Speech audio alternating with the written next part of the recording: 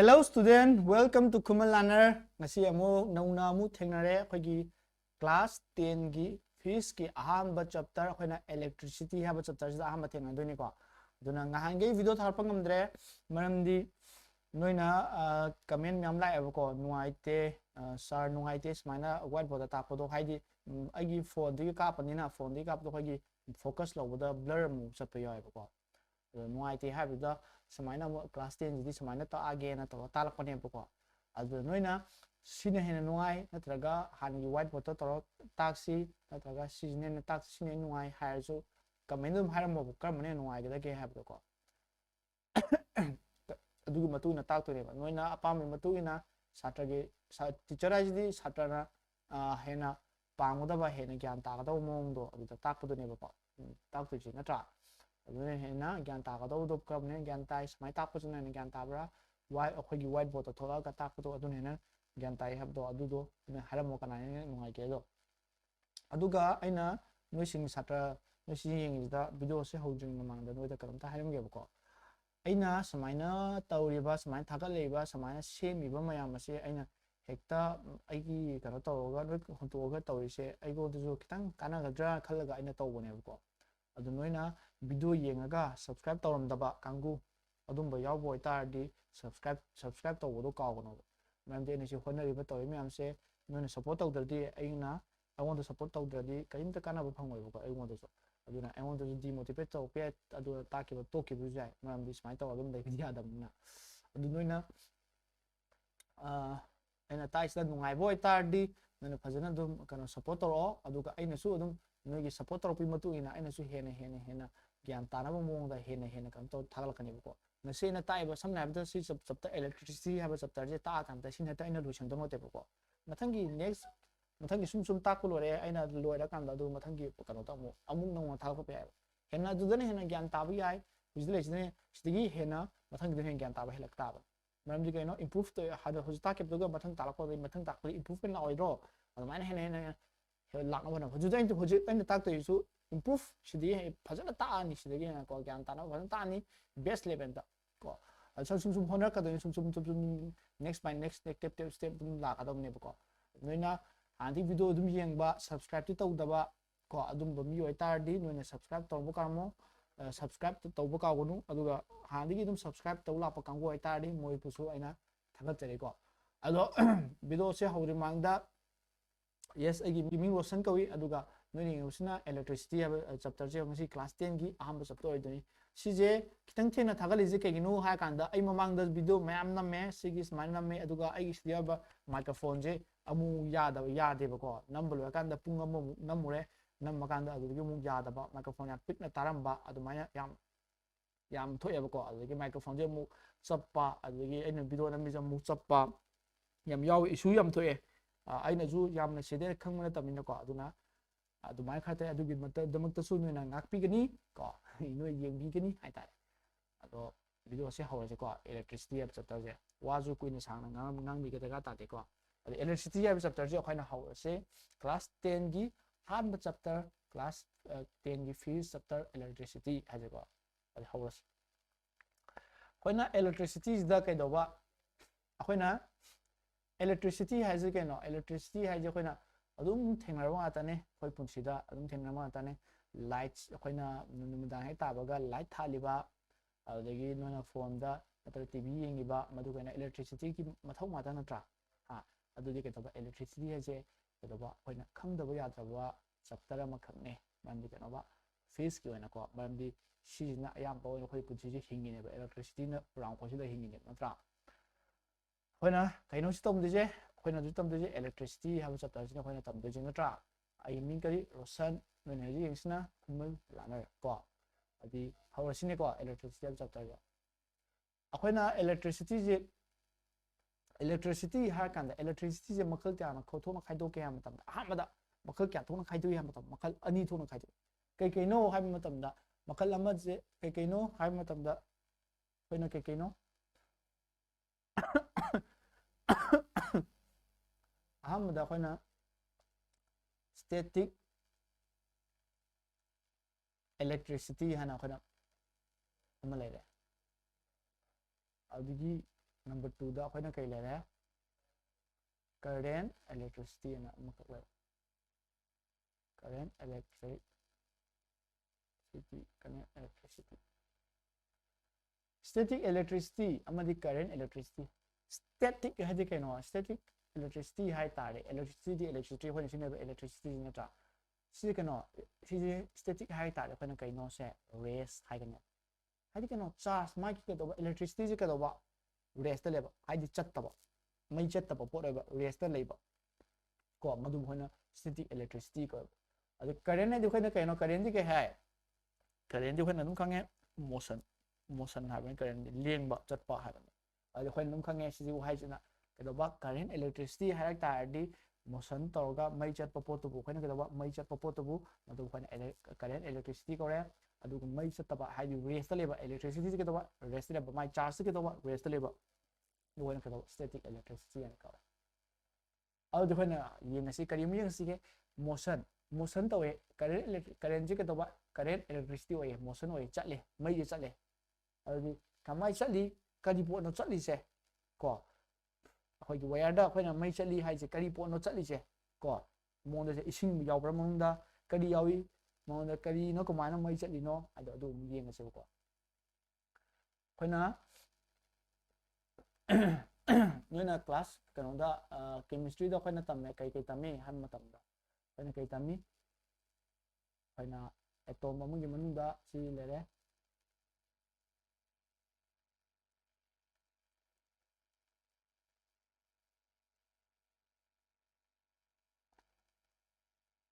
si atom amu gi manu da khoi na kai yawi atom amu gi manu da khoi na kai yaw ki han ma tam da nucleus yawi noi si tam mam ni ko na ta nucleus yawi khang da ba ya de ba mu si khang da ba ha noi ngau de ne ba dong asimang de ke yawi mo nucleus mu do khoi ke yawi proton amadi neutron yawi ko kai yawi proton ne amadi neutron ne yawi ajana khang ta di explanation je ajana khambam ta ka tai ko ji san ta jam sangwon do re kan ha ga to ki ba kang bu ti man du na tang du na ke do ba noi he khang bu wa do na natang kano to patient natang oi ra ga ajana khang na ho na ho ko adu simun ma pan da ke le ra na cell myam le si ko na chemistry do tam ma ko uje ni video thaga le ju kha theng ra bani na noi chemistry di aya ma na loina khangam mani khale wa si sma na cell myam le cell yu da ke le electron le sana electron myam le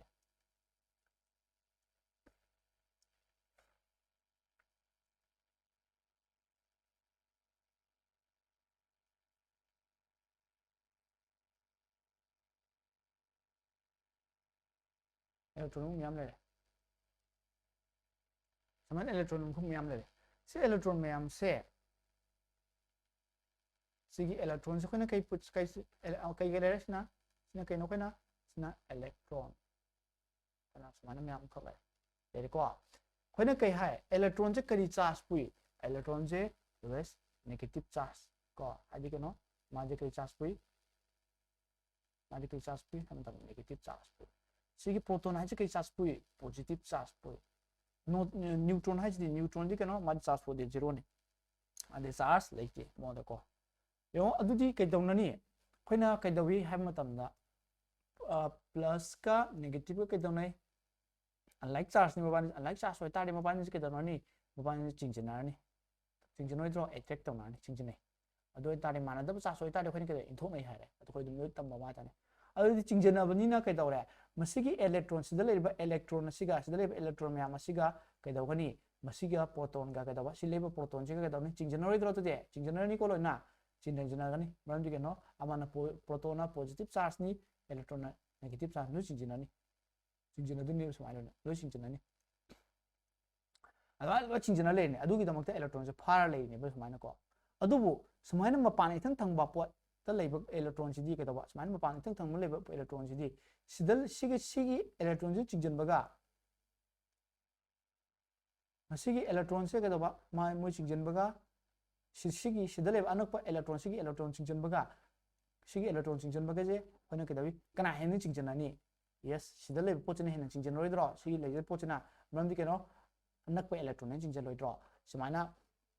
sida positive charge leire khalo sumana sida negative charge sida khale re sida negative charge khale re sida negative charge leire sumai khale re sini bije kana kana khwai chingjin ani se si anak pa lebi khwai chingjin loidro hena mapan ka loidro moi gi chingjin bi force se si ju ni chingjin bi force ti ke to ba si ni ke to ba kana khwai tap ni de sida lebi pochina hena chingjin ba force chingjin bi je hen tap poidro adumai tawdana mapan ithang thang lebi pochi ke to ba chingjin sakti je manung gi na matam da idani khara watlani adu walamnina ke dore moje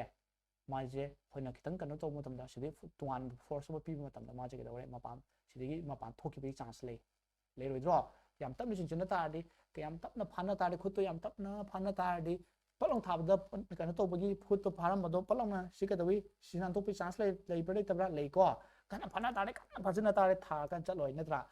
tapna pha boy ta di tak tha matam chat pi chance le roidro le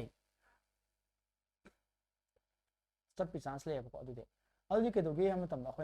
akhoi na tamme ke tamme ham tam da metals tamme metals amadi non metals tamma kan da metals amadi kari non metals tamma kan da akhoi na ke do wi ham tam da non metals amadi ke do ura moran no sanda ko adu na sida i re non metals tamma kan da akhoi na ke li khena ge ham tam da metals ka non metals ka yeng ham tam da atom gi size se mana chaw bu hele non metal size na pi ba atom size pi ba ka do ba metal size ti chaw bu hele ba akhoi na ke do wi akhoi na periodic table akhoi na tam kan da ke do wi sumaina period ki kya le period ki sabe le re group te kya le 18 le sinu tamam ni ko na adu ke do ba period ti yam kan da period che ke do ba left ti right chat pa kan da akhoi na ke do wi atom gi size ke do wi ke do decrease to wi adu ke do ba right ti left chat pa kan da di atom gi size ke do ni atom size ke do ni increase to wi draw adu ke do ba left ke le de left ke le metal sai po che le left rom oirom thang da ke do ba metal sai po che le khang ni ko noi da di si yet or mani ko angon da di ke do ba si oi ne se oi ko angon da di smai to dana chum ja la ai na je noi gi da ho khang dre adu mai na haidi camera je front gi camera na mani jan ta de ko smai to dana ke do ba kan le mani metals left le ji ke do ba metals ne adu ka da right le ji na metal aduna ke do ba metals na ke do he na chaw atomic size sa chaw ta di ke do ri mai gi ngai proton na ke chinjile hai electron ma pale ba electron nu chinjile hai sisu proton na electron nu chinjile ma pale ba chinjile ni adu ke do wi kanan he na kano to ni sigi electron ma pan sai thok ki bi chance kana wang ni metals ne wang ni man ke do atomic size so di ke do ba mai gi ma pan thang ba sen thang ba le cells so ke do ba yam lak na ram ni na ke hai yam lak na ta di den ke yam lam na ta di ke do ba chinjilem sakti har wa loi dro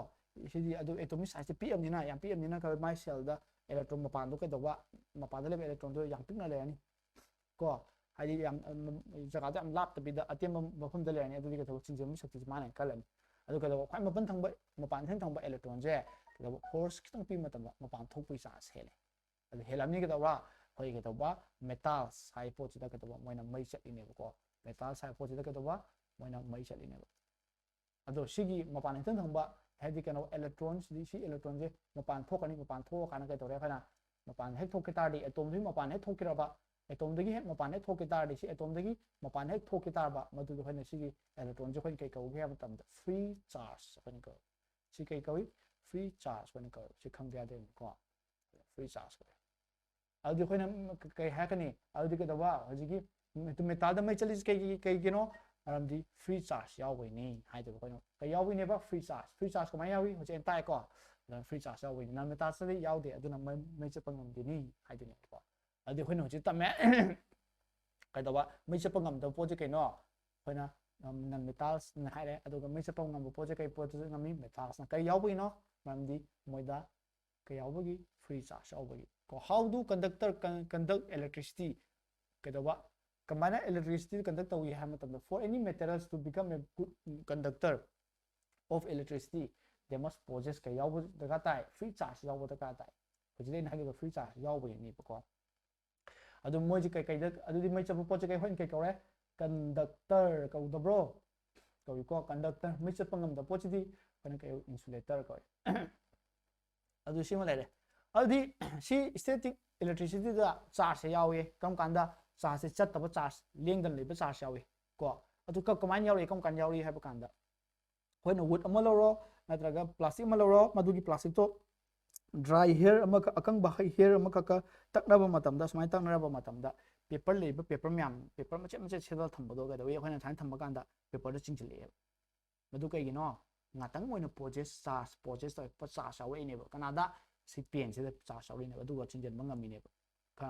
ꯈꯪꯅꯤꯀꯣ ꯆꯤꯡꯁꯤꯟꯕ ꯉꯝꯃꯛꯏꯅꯦꯕ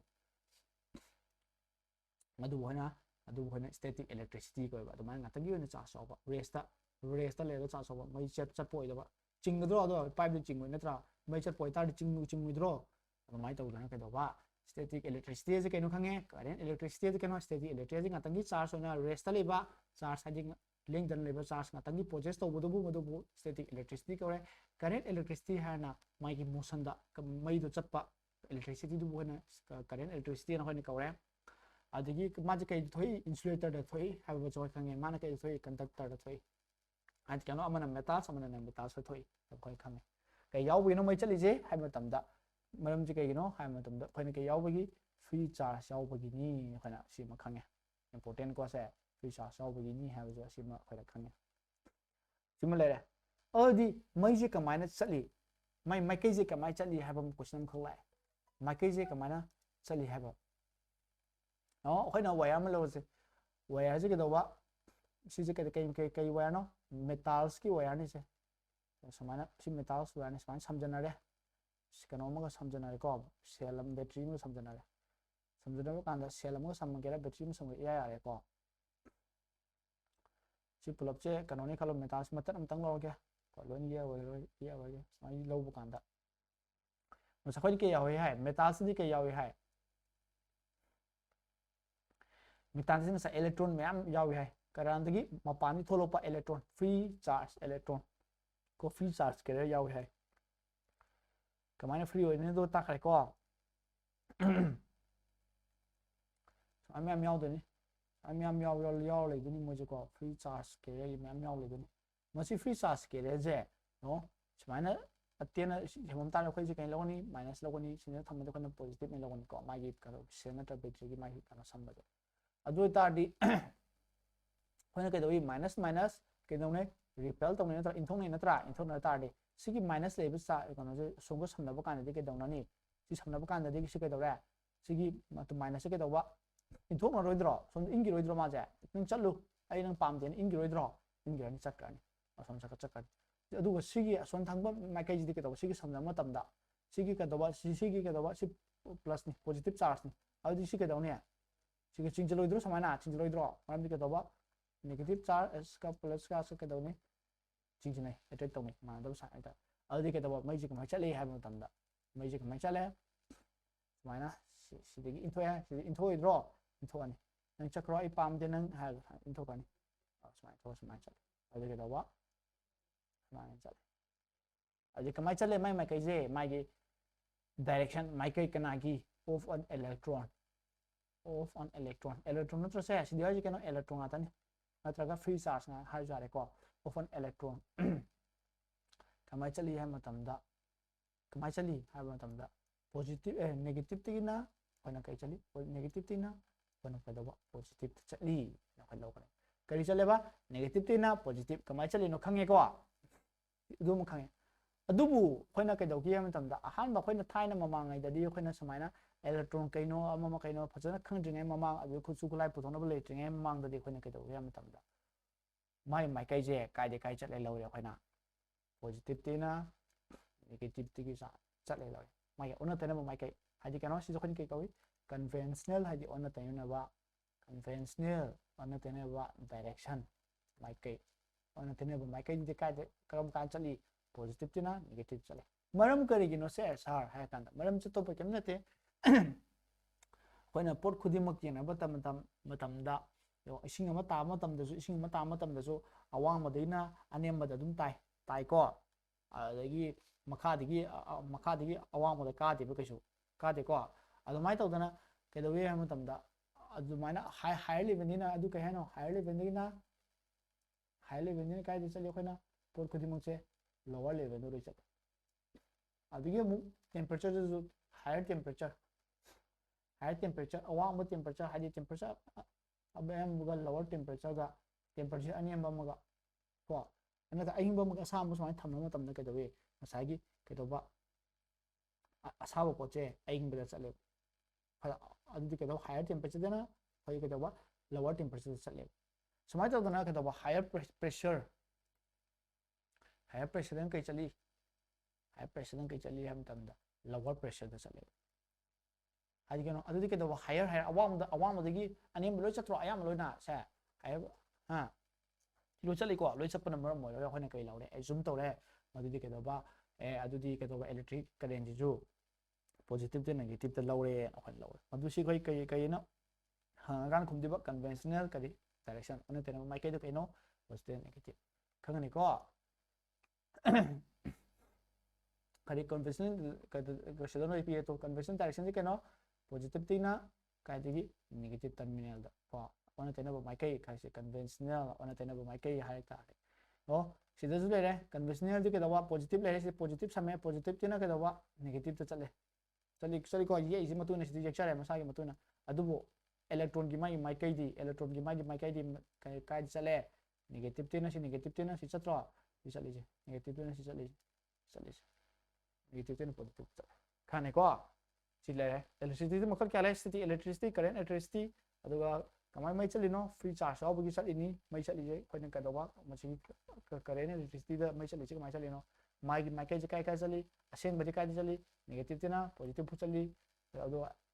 kan di mai on tena mai kai di positive tina negative chali simile re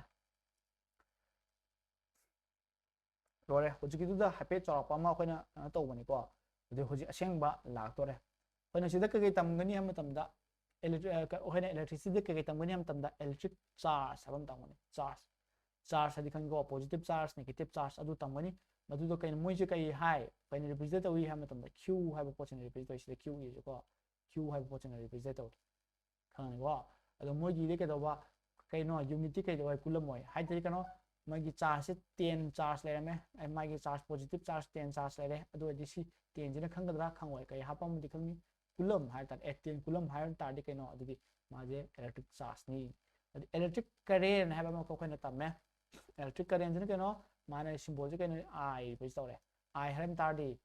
q haram ta di khoi no kai no charge ni adu I haram ta di khoi kai khang ni electric current ni na khang ni asam bi da I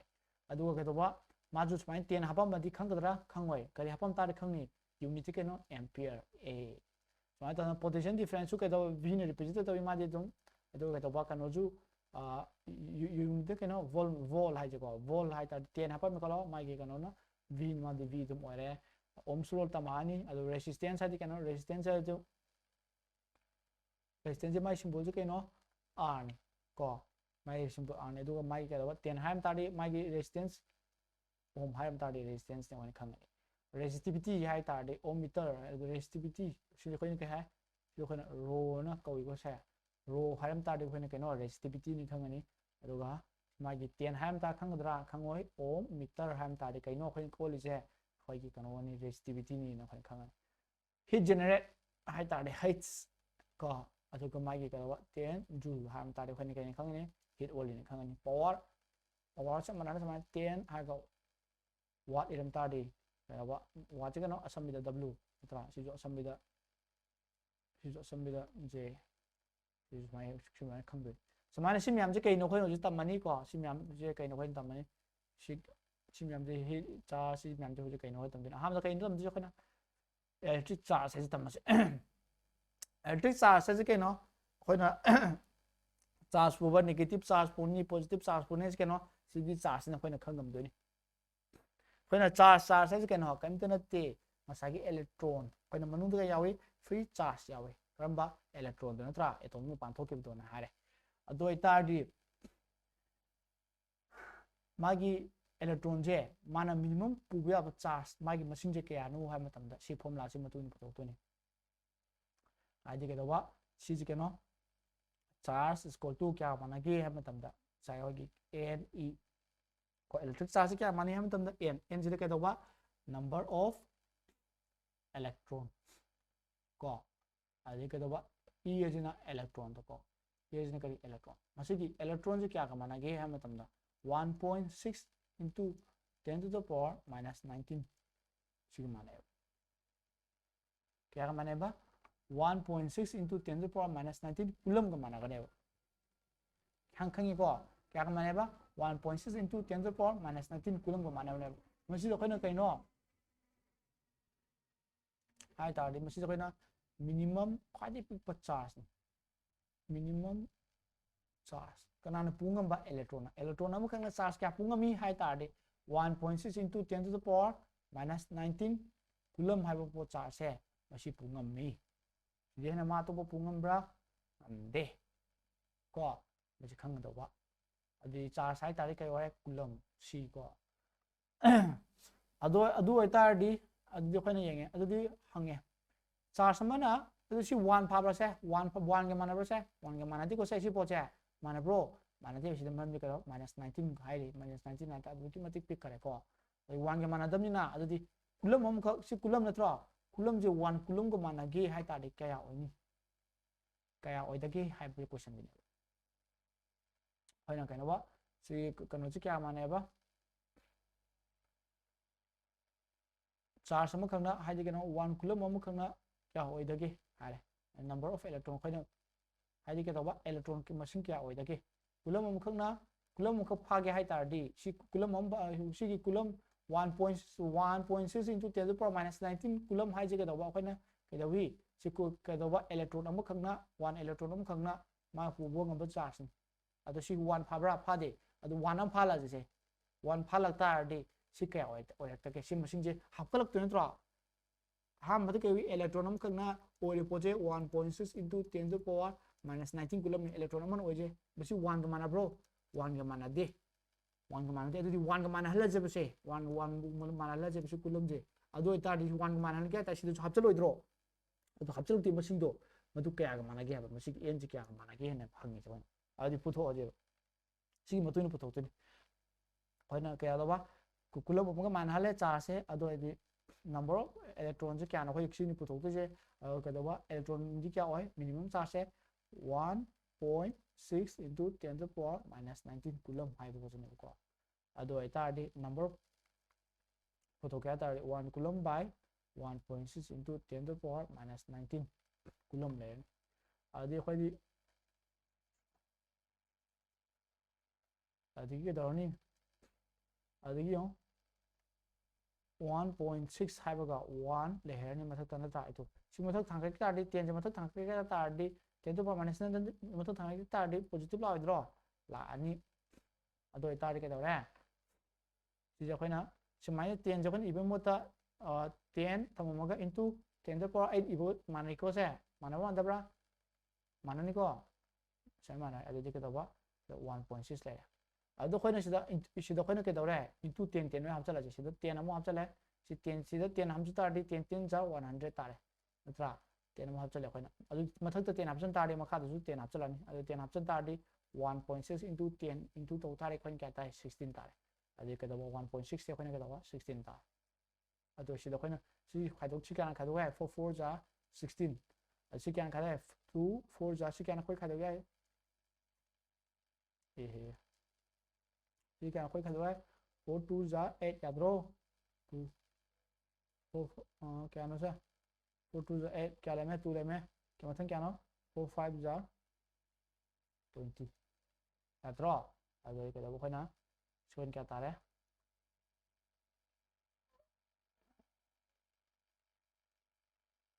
sum going to 25 25 ko adu 25 bai ta de adu si 25 4 nam khai do je 25 che 25 che kya nam khai do je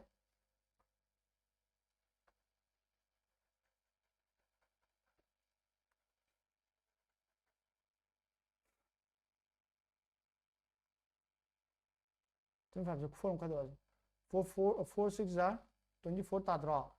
tai ko adu 1 kya 1 point la ni 1.0 na tra 4 kya 4 4 2 ja 8 ta idro 2 du ga 025 ja mana lai ko adu kya ta wa sin mu si khai do kan kya ta ra khoi na 6.25 ta ko adu kya 6.25 into 10 to the power 8 क्या electron होने चंगे बको क्या number of electron है तारी क्या चंगे होने क्या दबा 1 coulomb अमा सेम अमा तमदा 1 coulomb सेम अमा तमदा होने क्या दबी 6 point into 25 into 10 to the power 8 electron चंगे बो अदु काना 1 coulomb भाने बो होने को सी जो क्वेश्चन हंग पे आने सी आंसर सी जो important है सी जो हंग कदे coulomb अमा खक्ता होने क्या दबी क्या होगी हम तो अदु सी जो याम नखने कई लिगे हम तमदा 2.6 हाइबी मो तो होने क्या दबी सम कनो लो कांदा होना क्या ए 6 into 10 to the power 8 अदुम ई रे होना को सु है ना 2.5 तो दी मशीन का सु है ना कम तो बुदम निना 5 याउ दम निना होना 6 ना दुम लो है को समा होना लो गने और सी हंग पे आई अदि के नो सी पोचे को इलेक्ट्रॉन मशीन क्या नो कूलम हम करना इलेक्ट्रॉन मशीन क्या सेमी हाई बा पोचे को 1 कूलम इक्वल टू क्या माना बा 6.25 into 10 to the power 8 electrons अदु नोय लाइक मतु नि क्या है के 8 6 दुम हाइब्रा तो 6.25 हाइब्रा तो मतु नि इरो को अदु माइ खक प्ले रे अदि के दबा अदु दि क्वेश्चन जे के नो मिनिमम चार्ज क्वेश्चन ang पे जे मिनिमम चार्ज पुबी अब चार्ज से कना गी ऑफ एन इलेक्ट्रॉन हम करना मिनिमम चार्ज पुबी अब क्या नो हम तम दा पना क्या ने क्या है रे उजता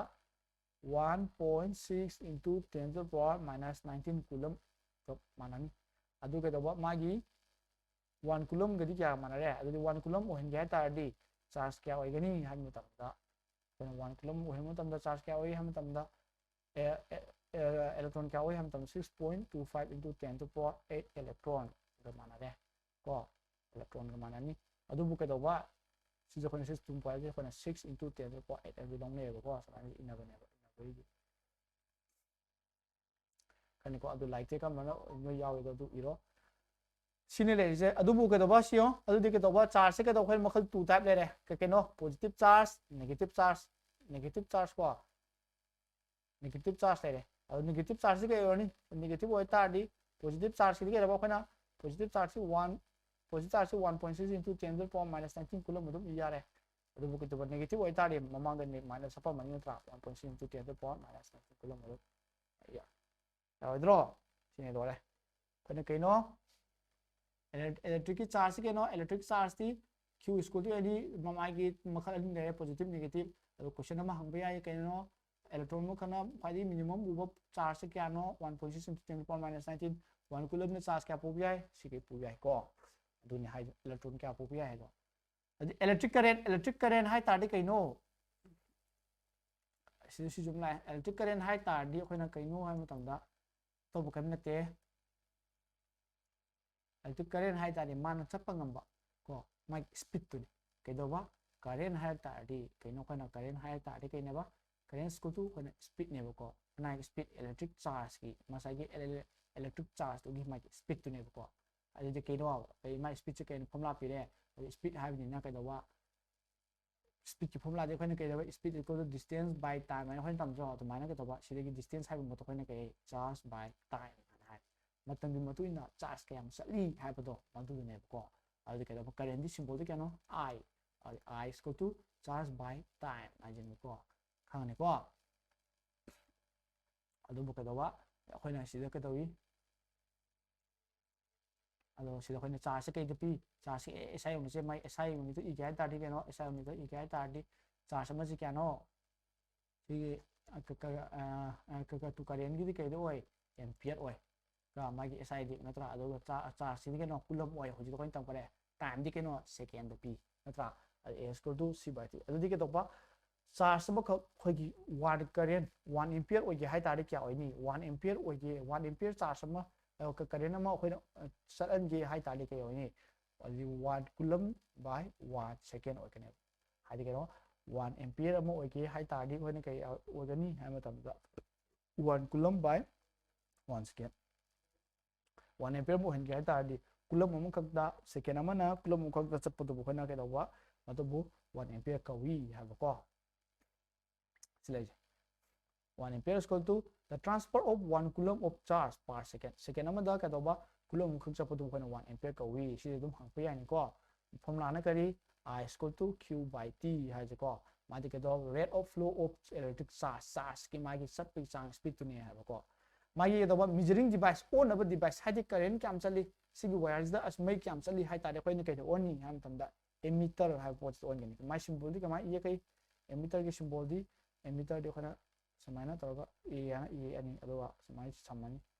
समाइ समदो को गलवानोमीटर हाइ जुगे दो मा जो ऑन पोट नम खनी माने कमाना जी हाइगा समाइ समदो को एमीटर जिन कई करी ऑन अब माना मसिंग अचौबा मसिंग ऑन अब अदुगा गलवानोमीटर हाइजना के दो मई मचा मचा मचा चटपा अदु मचा मचा चटनबो को अदु ऑन अब गलवानोमीटर अनि जी काव यादे जिंग मोजे कई दे संबनी हम तमदा सीरीज दम संबनी सीरीज कइनो अदगी पैरेलल कइनो सीरीज कइनो पैरेलल कइनो पे कमाय समी हादो अदु तमकिनी को होजिकि कई दे संबनी कइदोबा मागी मेजरिंग डिवाइस एमीटर अमदी गलवानोमीटर जे always connected in series कई दौननेबा मोजे मई क्याम चली हादि करेंट क्याम चली ऑन नबदुन कोइना ऑन नबदुने बको अदु क्वेश्चन हंगे कई क्वेश्चन हंगिजे हाइ कांदा यंगसे what is the current current क्या होइदगे हादि केनो current दो क्या होइगनी when 240 coulomb in 2 second 2 coulomb जो केनो कोइना चार्ज 240 coulomb होइबो कांदा कनादा in 2 second second क्या दा हादि टाइम दी क्या दा 2 second अदि फॉर्मूला मतुइनो कदबो I equal to q by t लेतो जिता तलगी को कोइना काय चकरे I equal to q by t हाजे को सको I equal to q by t एना मसाइ फॉर्मूला ले जारे फॉर्मूला सी फॉर्मूला फादौनी I equal q by t अदि I जे क्या नो खमदे चार्ज जे क्या नो 240 नी टाइम जे क्या नो 2 नी अदि खाइतो दे क्या रे 2 1 1 2 2 2 2 0 0 अदि I equal to 120 तारे समाइ तम थमो मे यारबा यादे करेंगी यूनिट के नो एम्पियर ए हाइबो पोस्ट ने को समाइ थमो दो अदुने सी को गनो खोला यें को नोना आई सी खोलिजे एन खोचु ममांग दो पुश थमो अदु खोला यें को सिदे मु यों क्वेश्चन में Yangjin a current of 4 ampere so a current of 4 ampere is made to pass through an electric circuit in 20 minutes 20 minutes तक current का pass तौरे को find the electric charge flow through it electric charge तो पुतो आई का current क्या हो रहा है current is equal to 4 ampere हो रहा है is made to pass through an electric circuit in 20 minutes तक तो आई t is equal to 20 minutes minute तक आई ता second on तो क्या था दी minute into 60 second lại draw to see that trap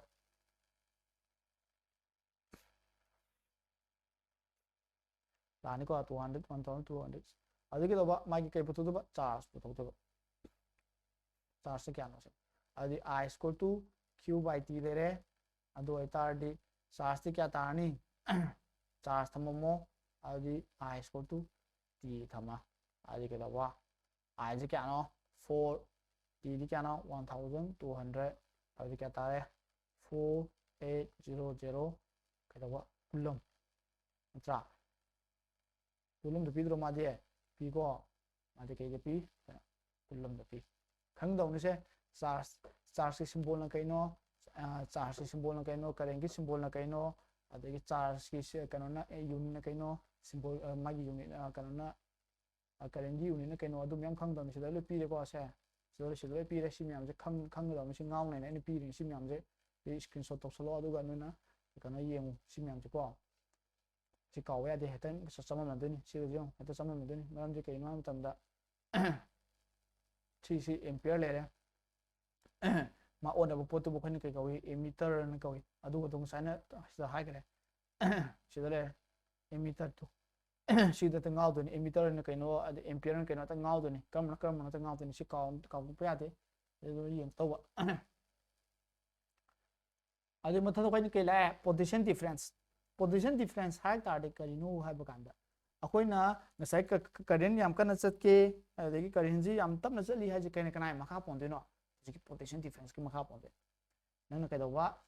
नाउरी जे कना काप के हाइ तारे नाउरी जे कना चिंगमम चंगद्रो अदो पलो थादोक्तरो तपना चिंगदी तपना काप पोइद्रो अदु कइदवा नसाइ दमन करेंट चत हाइ जु कनाय मखा पोले पोटेंशियल डिफरेंस की मखा पोले को पोटेंशियल डिफरेंस मखा पोले पोटेंशियल डिफरेंस अदु कइनो दो येंग जे पोटेंशियल डिफरेंस है अतोप करेंट न तेमा जे कइदवा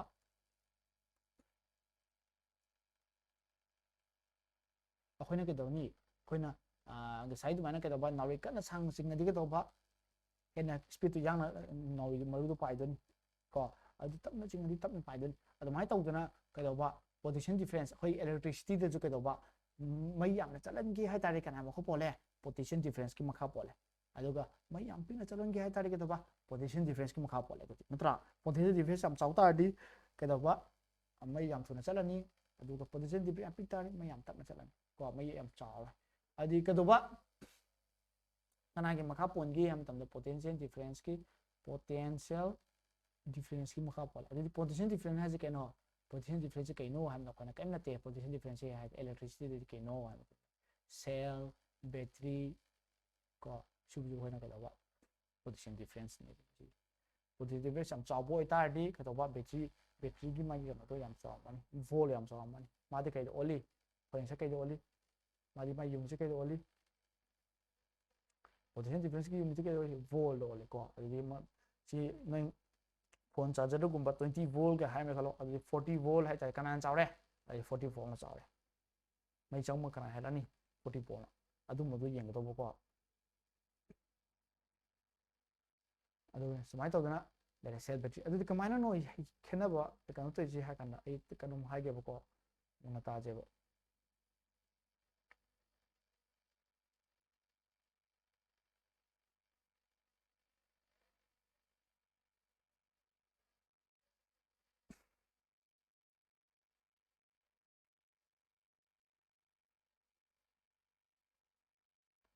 ꯁꯨꯃꯥꯏꯅ ꯏꯁꯤꯡ ꯑꯃꯈꯛ ꯀꯩꯅꯣ ꯇꯧꯔꯝꯃꯦ ꯈꯜꯂꯣ ꯁꯤ ꯌꯥꯎꯔꯝꯃꯦ ꯈꯜꯂꯣ ꯀꯣ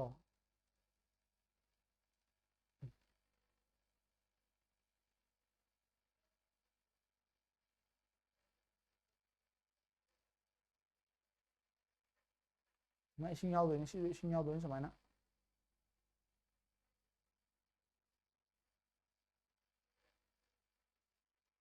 ꯁꯤꯅ ꯀꯩꯗꯧꯕ ꯄꯤꯛꯊꯅ ꯌꯥꯎꯔꯦ ꯈꯜꯂꯣ ꯏꯁꯤꯡꯁꯤꯅ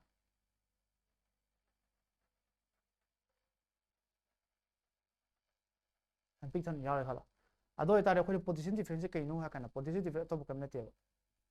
ꯃꯥꯒꯤ ꯁꯤꯅꯤꯒꯤ ꯈꯦꯠꯅꯕ ꯆꯥꯡꯁꯦ ꯃꯁꯤꯕꯨ ꯑꯩꯈꯣꯏꯅ ꯄꯣꯇꯦꯟꯁꯤꯌꯦꯜ ꯗꯤꯐꯔꯦꯟꯁ ꯀꯧꯋꯦ ꯁꯤꯗꯩꯅ ꯁꯤꯐꯥꯎꯒꯤ ꯈꯦꯠꯅꯕ ꯆꯥꯡꯁꯦ ꯈꯦꯠꯅꯩ ꯅꯠꯇ꯭ꯔꯣ ꯏꯁꯤꯡ ꯂꯦꯚꯦꯜꯁꯦ ꯈꯦꯠꯅꯗ꯭ꯔꯣ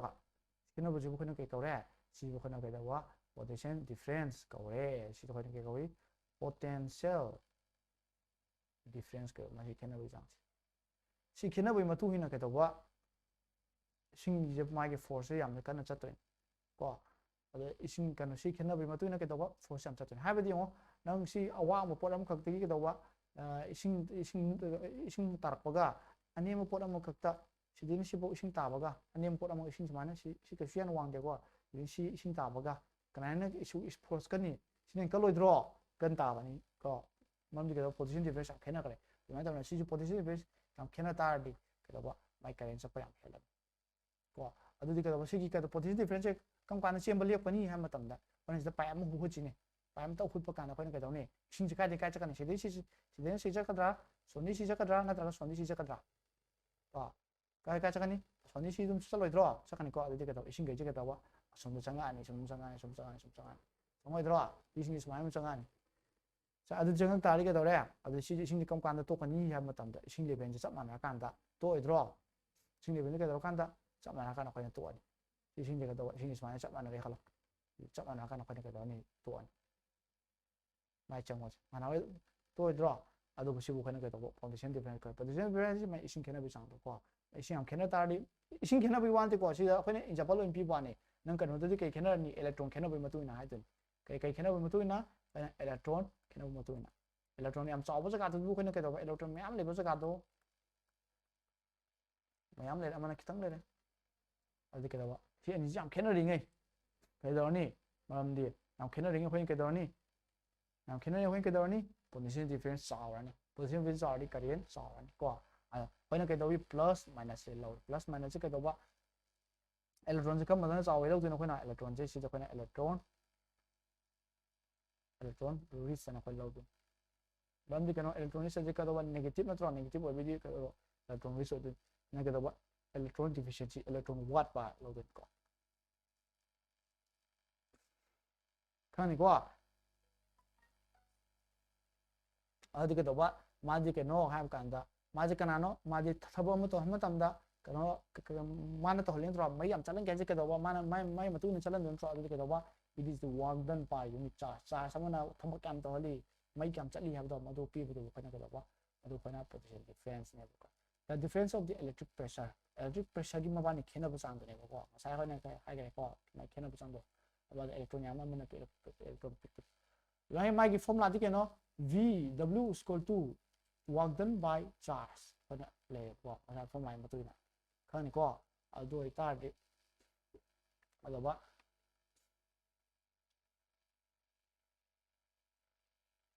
v is equal to work done by charge hai de le adu ke doba my own about device hai de kana measuring device ke kawe kana ha voltmeter ani ko ke ba kana voltmeter ma je kai de sami ma je parallel de sami sai na ke series ke no parallel ke no do dum khangani ko mathangi ne su do tal ka de mani ani to thakat ke ma du shi ke ba yang puina sang ani ba ko me khang na ba tak na ba na ba dun khang puina sang ni aduna mathangi ke no thakat ke mathangi ne du ani to thakat to ni ke no adi ti yeng ni ko ata ki ni ke da theory on phai na kan to ni na ni aduga mathang de di pe series parallel ke no do mathangi ti do da next part 2 da ko yeng ni ko khangani ko volt position difference ke no magi formula di ke no work done by charge sai ko work done by charge adi magi unit ke wala ni unit che volt gi unit ke do gi ham tam mai gi machine sai na pi ke ko kai do re ma je mai unit ke do position difference unit ke volt do mo re ko position difference ke do ba ka cha ka ke do ba na volt re ke do ba bi ni represent to ko ma ko adi si tholo pe matu ina kai lai khana ohms law lai ohms law ha jina kari hai no hai matam da ngasagi ke do ba khone ke hai oji no huji to ena kare position difference ke do ba position difference am chauta adi position difference am chauta adi v am chauta adi kai chauni ba ina khoji da lo kare mai cha pe am chau dro chauni hai ko du khone ke kai na kana na hai no ohms law hai po chana hai kana hai ne pa se ohms law kana hai ba ohms law na hai ba ne ko se important oi kai ma formula di v is proportional to I kano the current flowing through a conductor the current flow to se is directly proportional oi kana ga to position difference ka direct proportional oi have the no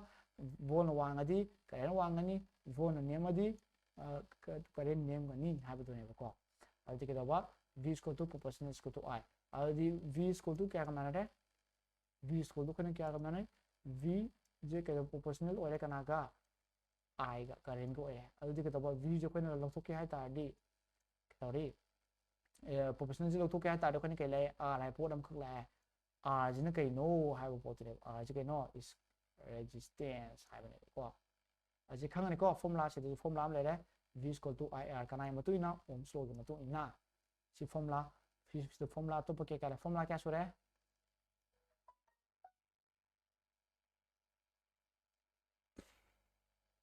formula aham formula q is equal to energy ke so hangoi se aham formula se da 1 am lai re natra 1 am lai re the formula number 2 kana gi formula position difference ke do mathang da ka da ba 3 ko 3 kai ha ba sina ai di kan ohms law ne ke hai ham tum da voltage wang adi ke do ba ko yi kana wang ani current wang ani ko adu kai na ha to ka kai thole v is equal to ir hai formula ko si formula 3 so adu kai na v ke na khange v the position difference hai ban I di ke no I di current ne kai na khange r ke no resistance ne di khange maming di kai no di khange resistance है कहीं no खंग दे को अदु ये resistance है कि no property of a conductor हम ककी मगुन हम कनी to resist or oppose the flowing of charge to it आदि के दवा charge द के दवा माने resist of थिंग चप पे आते ए नंग स किनु वन थिंग न बहना बद बो मदो खना resistance को खंग नि को resistance है कि नो charge मुक चप द थिंग बद बो खना के दवा अदु खना resistance को नो खना सि lower सि wire मा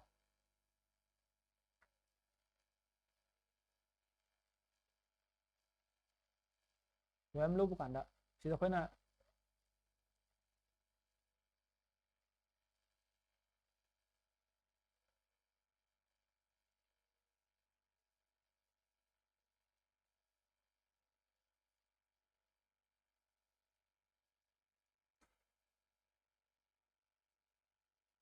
electron ro khona satoi je electron chat pa kan da ka dawi electron je silin chatoi kala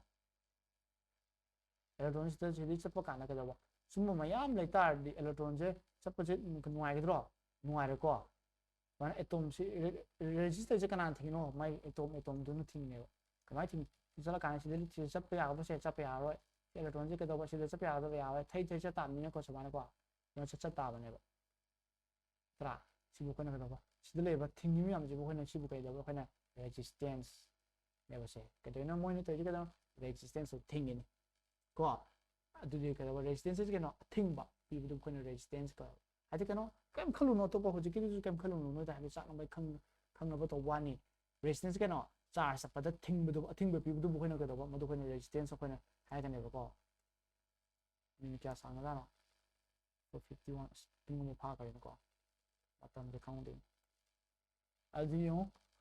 adu resistance abu ka dawa charge am ka ta magi conductor am ka ka dawa resist dawa charge am thing bu ka ka dawa adu ka na ka dawa akwai resistance hai re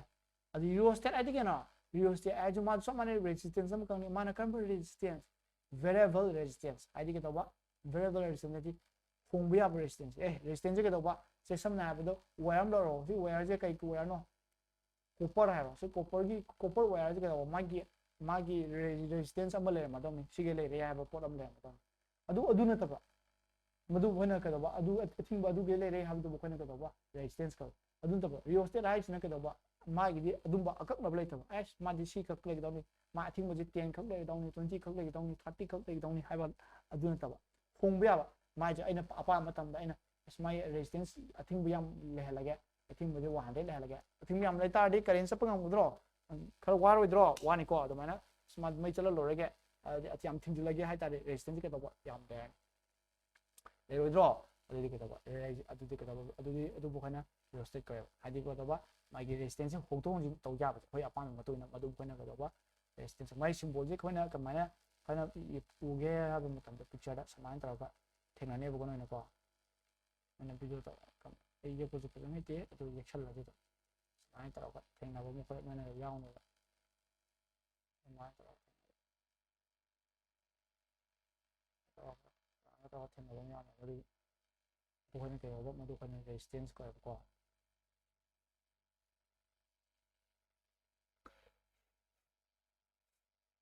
mai tao mai tao thì nó bấm trong này khơi cái một motherboard này không tiền nuôi đúng thà ra dùng nó YouTube làm đó cùng được mai thì nó bấm nó xui rồi sẽ quay mỗi cái nó sẽ cái máy cái này em tầm mỗi symbol cái máy em tầm đó mỗi cái máy em ta đâu cái này không này cái này resistance nè nó không mà nè thì nó cái này cái này resistance nè không được rồi khơi nó rồi mai tao ta đi mai tao ta đi rồi khơi nó rheostat nè nó không được hay cái đầu variable đó hong tong ji to ya ba pot bu khona cái đầu rheostat hydro madu ne hoi không được adi cái đầu khang ni ko adi ma gi unity ke no mai unity ke no hai ma tam da unity ke no mai gi unity ke oe oe maram di ke no si ohm resistor hai kan da maram di ke no ka cha ka khona kai gi mutu ni puthoe ohm ji gi mutu ina ngasai gi ke đầu V is equal to IR ne V is equal to IR ne V is equal to IR de ke to masai V is proportional to I ne adu ke to V de ki R tholak pani ki proportionality R tholak pani adu na ke to ohms law putra control sa ohms law putra pa ge ma adu na mom ji mai ge sai ma chu ke ore a ma tam da ko na ke ohm ko ai ke mai ka ni si ge ko ohm mai ji ya ne ko thì phần ohm có hay là cái 20 ohm 20 hay có ohm thì chúng ta là cái không đi resistance nè là không được có thinh vào nè là không được ở đi mà cái depend tao mà đi lên depend tao ở đi cái mà cái đó vậy ya gì cái nó cross section area đó mà area đó depend tao hay đi cái nó example phải nó riêng gì có đúng không ơi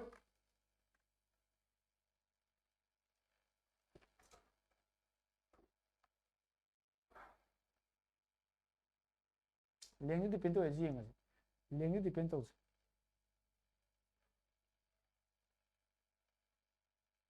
E have a wire một cực lâu đây mà nó cái đó B have a wire một cực lâu đây chắc mà nó wire nữa co B है वो wire में खक ले चप ना वो wire नहीं ना मजू चप ना नहीं है के B है वो वायर में खक लो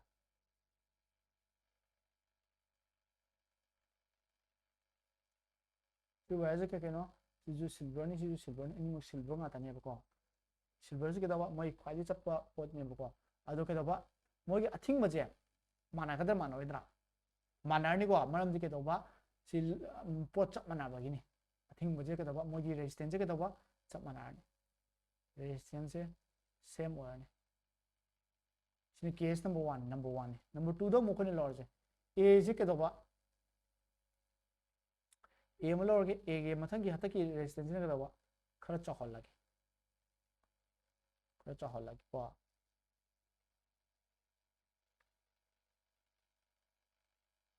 खरा चहल अब B है जिने कदा माना खरा पी खा लगे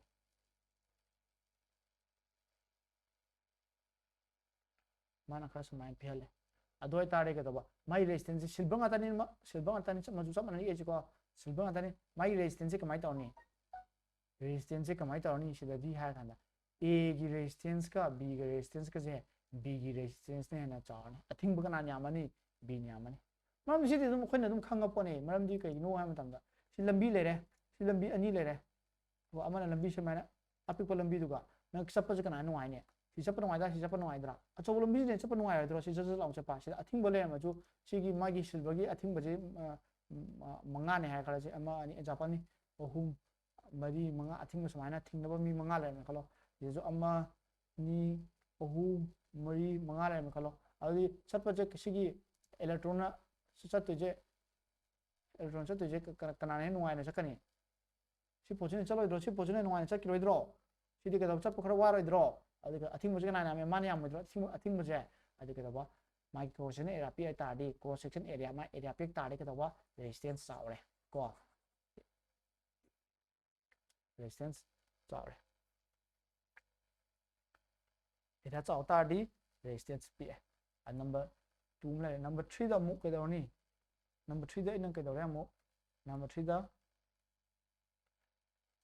A है पोचम लॉर्जे A है पोचना मु कदबा मागी कदबा सांगु सब मन हतक कदबा हतक सब मन लजिन कनोजे मा चाव बजे को समान अतेन मम लॉरे चाव बजे मानदनी अदु फु कदबा असाग में खेनारपा चाव बजे मानदनी अदुदि कदबा मागी अनिमु सिल्वर आतानी सिजु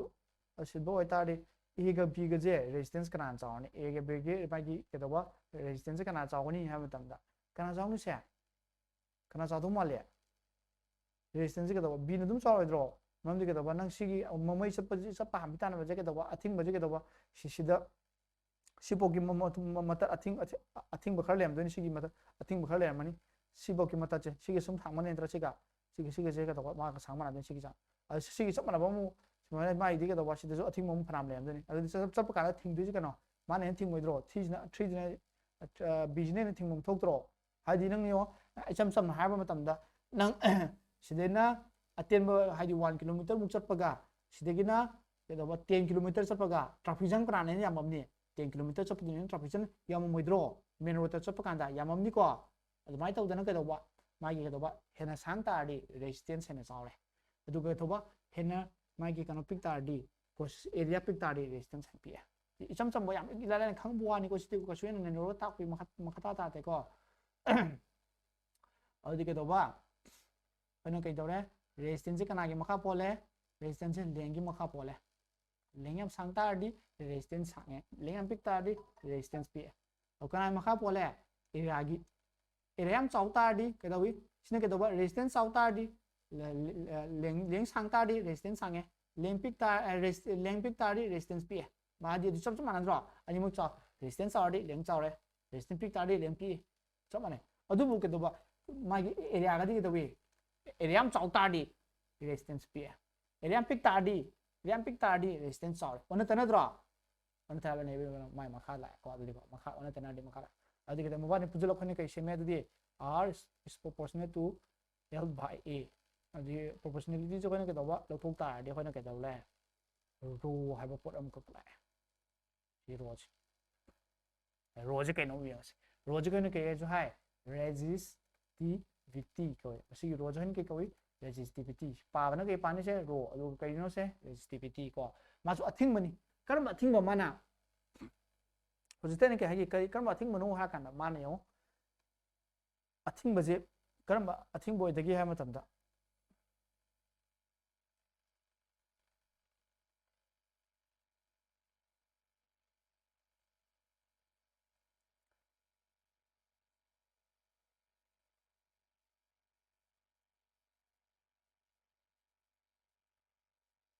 सी पोर अनि खक ले सी अनि जी Kadwa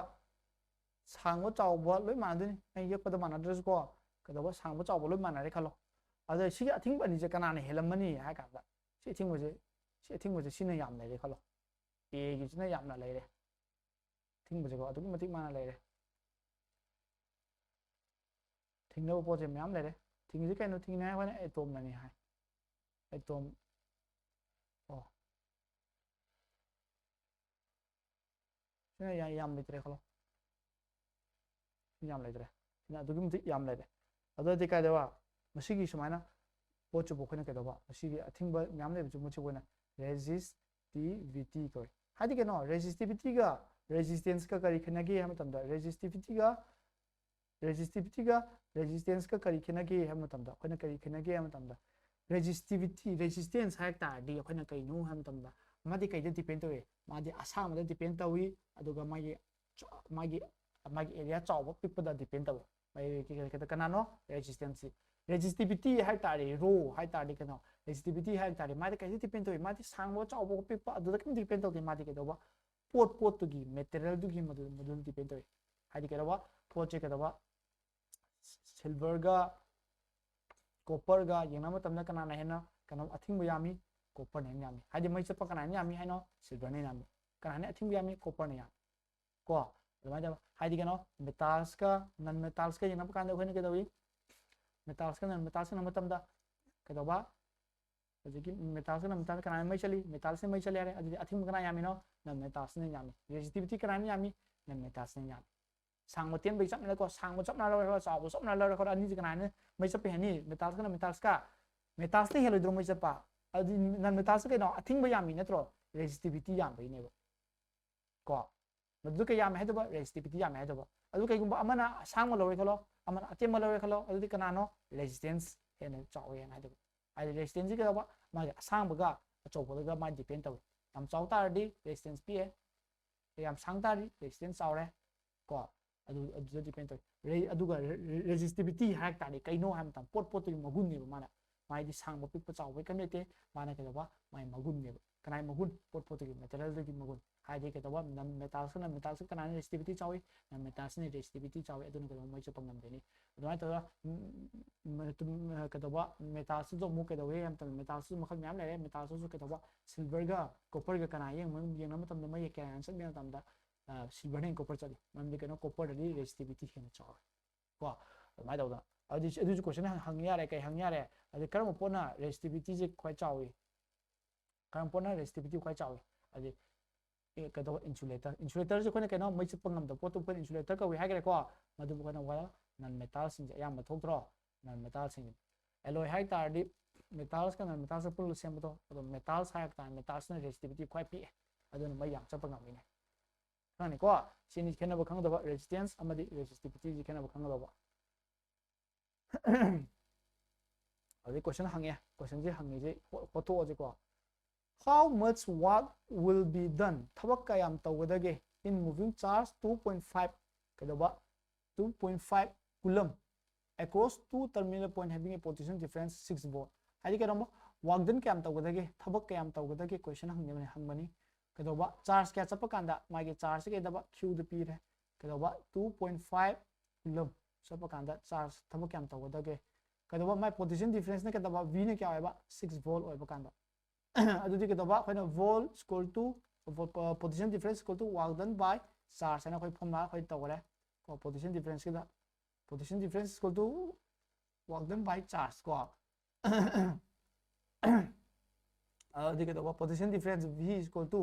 akhoi na kaino puthok ti je w ni puthok ti je w puthok kya ta w thamoro w puthok adudi ke daba si son check roidro chakani v to q adudi ke daba v kya no 6 charge kano 2.5 adi 5 6 30 le 0 point le adi 2 6 12 13 14 15 natra 15 adi kita work is equal to kai kya phang 15 adi 15 hai ko khona kai ne ado work ni hai gadra hai roi kai apam gadoba joule apam gadoba ko sorry j o u l joule do de ga work ni khang no satna number lo yeng ko ani mok che duga push thamaga amdre ha kanda hol ai ji yeng oba calculate the amount of work done to si ju hol oi work done hol oi kana by battery ne to bo thabak to in a circuit when a current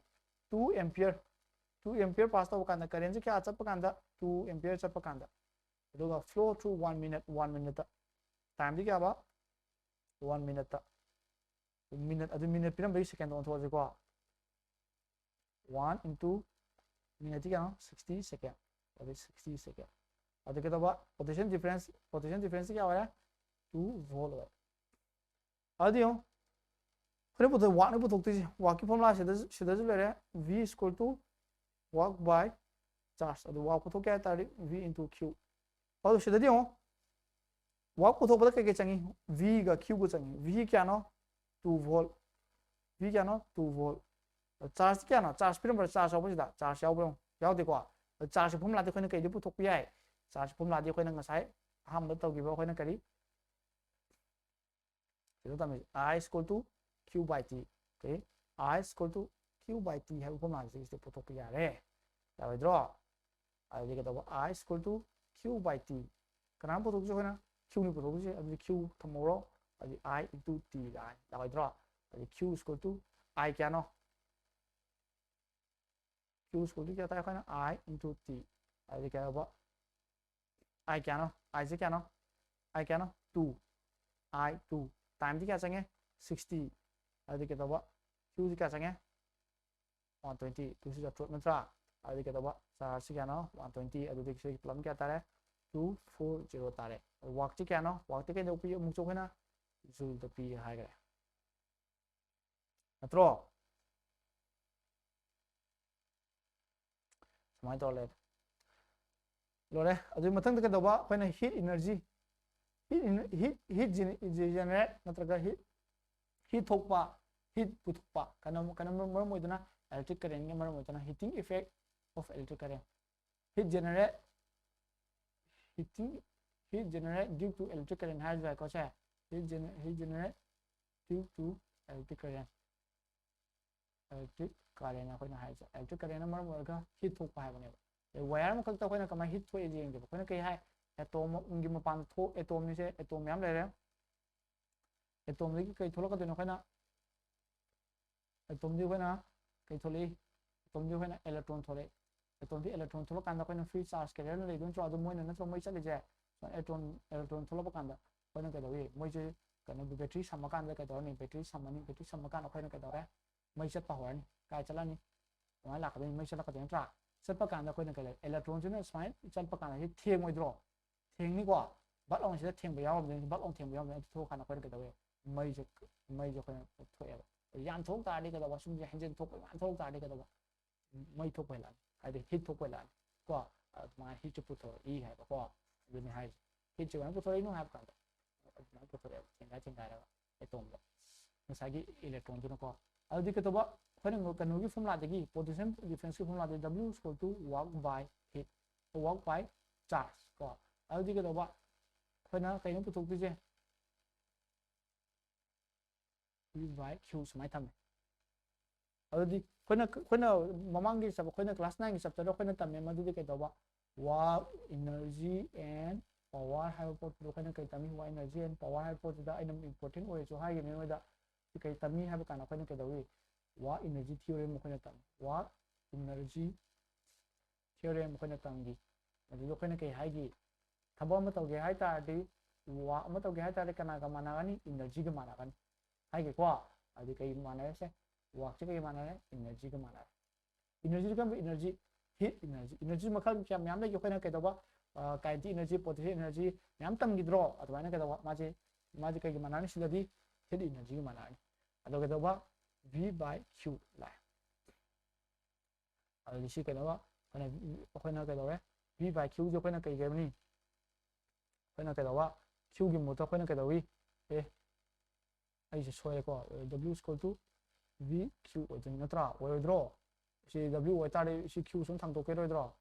ꯊꯥꯡꯗꯣꯛꯈꯤꯗꯣꯏꯅꯤ ꯑꯗꯨꯗꯤ v q ꯇꯥꯗ꯭ꯔꯣ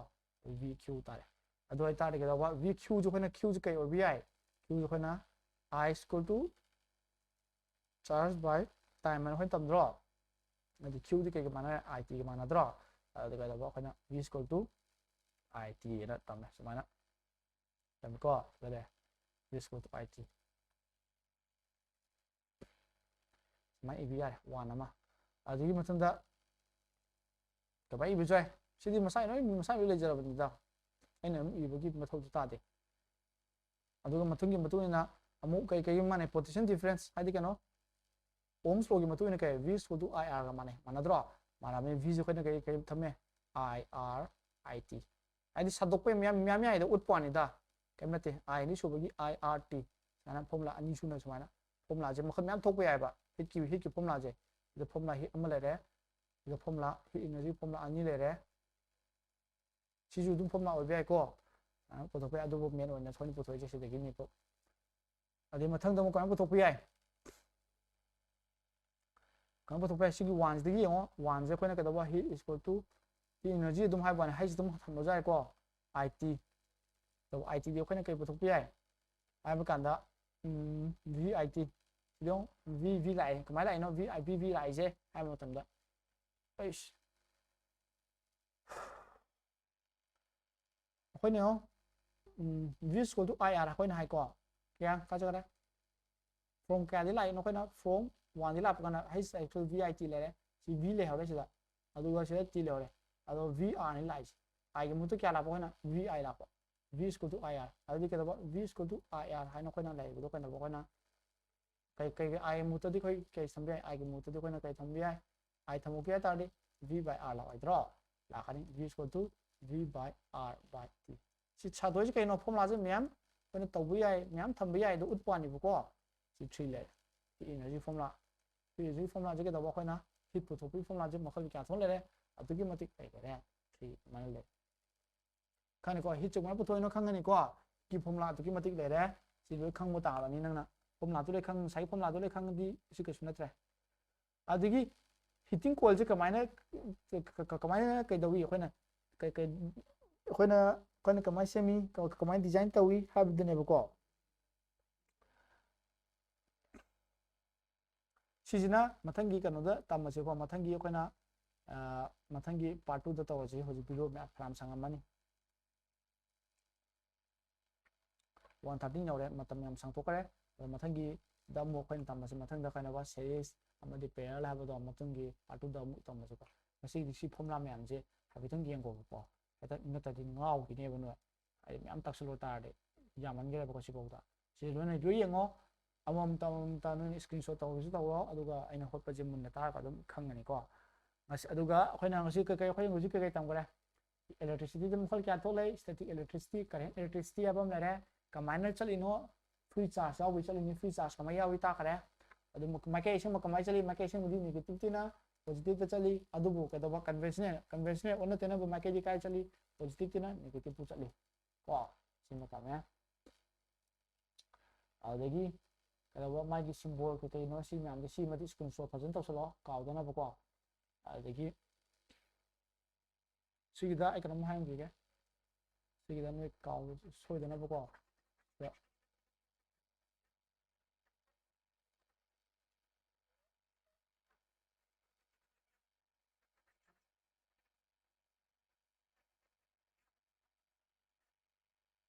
ꯌꯦꯡꯉꯣ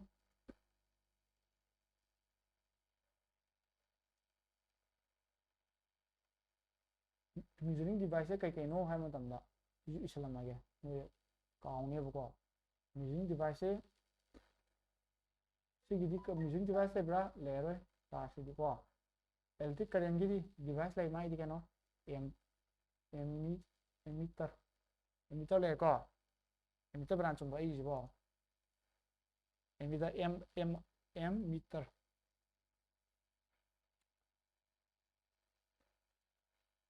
ammeter नत्रा ammeter अमना करी गल्वानोमीटर गल्वानोमीटर काउदनबनी को सोयदनबनी इना करी voltmeter reading device है अदुगा ओमीटर को हिटी लेते सी डिवाइस मीजिंग डिवाइस से काउबे यादे सी कइदे समी सिने कइदे समी सीरीज समी सिने कइ समी पैरेलल समी अदुम नाम दो लें गलो सिजे हेना हैखोना कनो तमकनी मथंग पार्ट तो खना सीरीज कमाय सबनी पैरेलल कमाय सबनी हादो मदु खोना तमकने बको सी मीजिंग डिवाइस से सी काउबे यादे हादि सी नो एमीटर ने सिजो सिने एम्पियर ने सिने करो एमीटर ने सिदा गाउनो बयो है बनो सी सिंबल मैम जो गाउनो बयो गाउदना बनी माने स्क्रीनशॉट तमजे